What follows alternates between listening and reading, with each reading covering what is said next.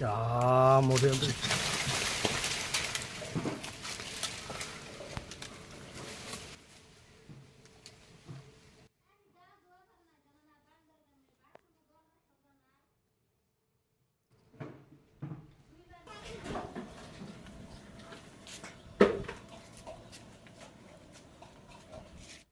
বান্দৰৰ উৎপাতৰ কাৰণে মানুহ এই অঞ্চলত থকাটো অসম্ভৱ হৈ গৈছে, জানেনে?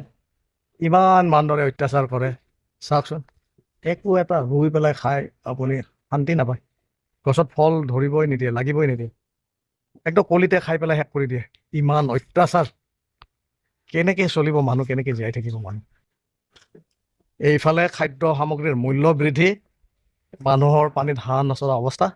আনফালে আপুনি একো খেতি বাতি কৰিও খাব নাপায়। আপুনি যিয়ে খেতি কৰক, আগতে বান্দৰে খাই শেষ কৰি দিব।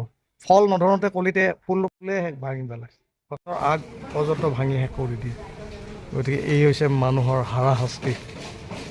কোনোফালে শান্তি নাই, কোনোফালে শান্তি নাই, কোনো প্ৰকাৰে শান্তি নাই। দেখিছেনে এই বান্দৰ এটা? চাওকচোন, এই চাপ বহি আছে, এই চাপ, এই মল্লা বান্দৰ বহি আছে, দেখিছে? এই আজিতো কম, বহুত বান্দৰ আহে। এই এটা বহি আছে, চাওকচোন, এই চাপ, দেখিছে? পলাইছে। এই মধুৰিআম গছ, চাওকচোন কি কৰিছে। মধুৰিআম গছডাল কি কৰিছে, দেখিছে?